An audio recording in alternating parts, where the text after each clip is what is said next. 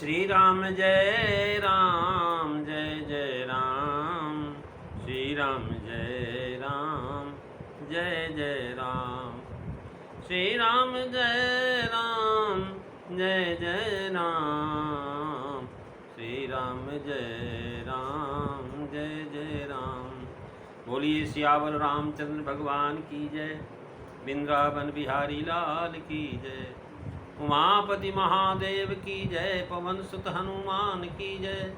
सब संतन की जय, सब भक्तन की जय। सच्चियाँ जोता वाली माता तेरी सदा ही जय।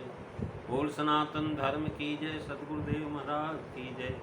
नमो पार्वते पते हर हर महादेव। जय जय सीताराम। आदरणीय विद्वजन, श्रद्धारूपा देवियों एवं विश्वास भी कथा सुताओं, भगवत सानिध्य में भगवान का चिंतन करने के लिए हम लोग उपस्थित हुए हैं। आइए कुछ क्षणों के लिए भगवान के चरणों में ध्यान लगाते हुए भगवान की कुछ लीला चरित्रों का स्मरण करें। पिछली चर्चा में आप भगवान शिव के और पार्वती के विवाह की चर्चा श्रवण कर रहे थे, जिसमें महाराज कुरूप वर को देख करके पार्वती जी की माँ बहुत दुखित हो जाती है। सबसे पहले तो उन्होंने ब्रह्मा को दोषी सिद्ध किया कि ब्रह्मा कितना दोषी है, कितनी सुंदर कन्या बना करके ऐसा कुरूप। फिर उसके बाद नारद जी की निंदा किया कि नारद जो महाराज बड़ा ठग है और दूसरे का गुरु जानने का अभ्यस्त है, और भला बताओ पागल वर को प्राप्त करने के लिए इतनी कठिन तपस्या करवाने के लिए मेरी कन्या क्यों कहा। और फिर अपने मन में विचार भी कही, बेटी मैं तेरे को लेकर के पहाड़ से कूद पड़ूंगी, आग लगा लूँगी, सागर में डूब जाऊंगी, लेकिन मैं अपने जीते जी विवाह नहीं करूँगी। महाराज अपनी माँ को व्याकुल देख करके आद्या कात्यायनी जो आज जगत जननी है, भगवान की साक्षात अर्धांग जो है अर्धभाग हैं, ऐसी शिवा माँ अपनी माँ के मन में ठानस बधाती है। हे माँ, अगर मेरे भाग्य में बावला ही पति लिखा है तो किस लिए किसी को दोष लगाया जाए। फर्ज करो आज तुमने बड़ा अच्छा सुंदर बड़ी पति ढूंढ करके और मेरा विवाह कर दिया। विवाह होने के बाद जो हमारा कुछ दिन के बाद हमारा पति पागल हो जाता है, तब आप क्या करोगे। माँ, कर्म लिखा जाओ बाउर नाही, तो कत दोष लगाई काहू। तुम सन बीती ही की विधि के अंका, अमात व्यर्थ जनी लेहु कलंका।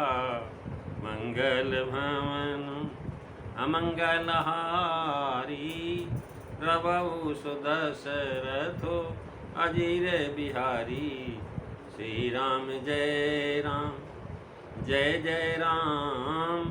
श्री राम जय राम जय जय राम। हे माँ, आप किसी के ऊपर दोष क्यों लगाते हो। विधाता के लिखे हुए अंक को क्या तुम मिटा सकती हो।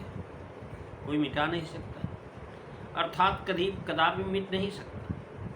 हे माता, व्यर्थ ही आग लगा करके मर जाना, पहाड़ से कूद करके जान दे देना, समुद्र में डूब जाना, ये कलंकित हो जाता है।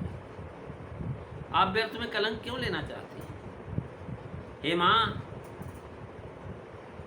कर्म लीलार महाराज जो ललाट में भाग्य में लिखा हुआ है, दुख सुख जो लिखा लीलार हमरे जाब जहाँ पाओ। जहाँ मेरे दुख सुख मेरे भाग में जो लिखा हुआ, चाहे जहाँ जाऊँगी वहीं मिलेगा। अगर पागल पति लिखा हुआ है तो आज जो है तुम ठीक पति ढूंढ करके कर दोगे, कल को पागल मिल जाएगा। तो इसलिए जो है आप महाराज किसी के ऊपर दोष क्यों देते हैं। इसमें हमारे कर्म का दोष है, नारद जी का नहीं, न ब्रह्मा का ही दोष है। और इसमें दोष है ही नहीं किसी का। भाव एक तुम ही कहती हो कि जय भी तुम्हें रूप रस देना, तुम ही तो कह रही हो, जिस ब्रह्मा ने तुम्हें रूप दिया ते जड़ बार बाउस कर कीना। अर्थात ये सिद्धांत तुम जानती हो, ये भी जानती हो कि विधि ने ऐसा पर लिखा है। जिस ब्रह्मा ने इतना स्वरूपवान मुझे बनाया, उसी ब्रह्मा ने मेरे भाग में ऐसा पागलपति लिखा है। तो व्यर्थ किसी को दोष क्यों लगाती है। सोन टरे जो रचे विधाता, कर्म लिखा जो बाउर ना हो। अर्थात हे माँ, जो है सब सिद्धांत तुम जानते हो।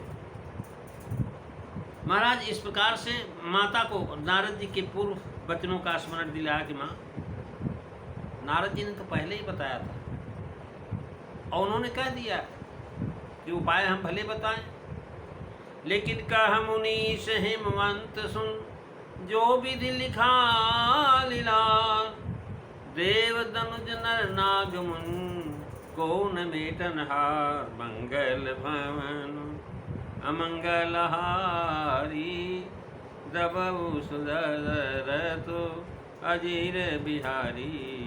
श्री राम जय राम, जय जय राम, श्री राम जय राम, जय जय राम। महाराज हमारे गुरुदेव ने तो माता जी आपको पहले ही बताया था कि असबर बरने तुम पाही, मिले उमय संत संशय तस नाही। इसको जो पति मिलेगा ही ऐसा है। कैसा पति मिलेगा?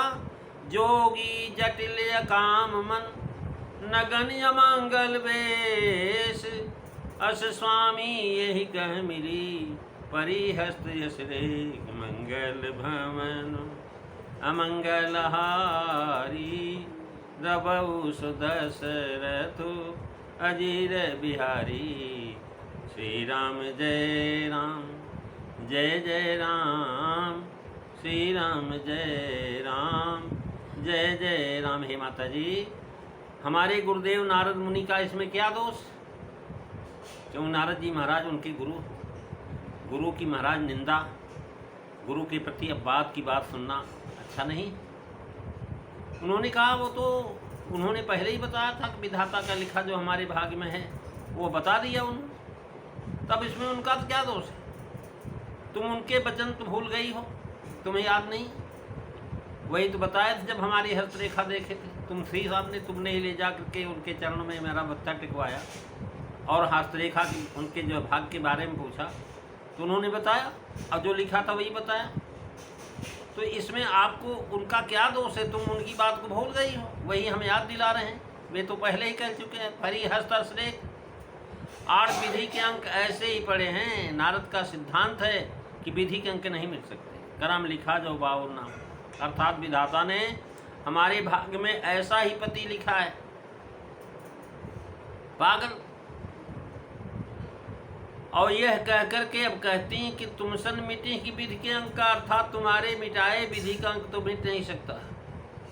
तुम जो विधाता के अंक मिटने को कह रही हो यह हो नहीं सकता। और इन्होंने कहा जीवत विवाह न हो करे, मैं अपने जीते जी विवाह नहीं होने देती, अपने रहते हुए हम विवाह होने नहीं देंगे, आपने कहा है। अब विधाता के लिखे हुए अंकों को मिटाना है तो ये हो नहीं सकता माता जी। कहा कि तुम सन मिति की विधि कह सकता, कहते हैं तुम सन मिति की विधि के अंका, अमात व्यर्थ जनी लेहू कलंका, मंगल भवन अमंगल हारी। माता को बता दिया कि मिटे की विधि के अंका, और जो माता ने कहा था कि घर जाओ अपजस हो बर, जीवत विवाह हम करो, मैं महाराज जीते जी विवाह नहीं होने दूंगी, भले अपजस लगे मुझे कि बेटी को लेके जल गई। तो हे माता जी व्यर्थ ही कलंकित होगी, लेकिन होगा वही जो उन्होंने लिखा हुआ ब्रह्मा। इसलिए व्यर्थ जन लेव कलंक का भाव यह है कि पर्वत से गिरने, अग्नि में जलने या समुद्र डूबने से सब तुम्ही को दोष देंगे, कोई तुमको अच्छा नहीं कहेगा। सब कहे कि पार्वती की माँ पागल थी, जब उसके भाग में यही लिखा था तो क्यों जो है उसको लेकर के आग में जल गई, क्यों पत्थर से पहाड़ से गिर गई, क्यों समुद्र में डूब गई, सब तुम्हें भला बुरा कहें। नारद जी एवं विधाता में कोई दोष नहीं देगा, कोई ये नहीं कहेगा ब्रह्मांड का दोषी या नारद दोषी, उनका कोई दोष नहीं है माता जी, क्योंकि विधाता कर्मों के अनुसार लिख देता है, भगवान तो कुछ भी नहीं करते।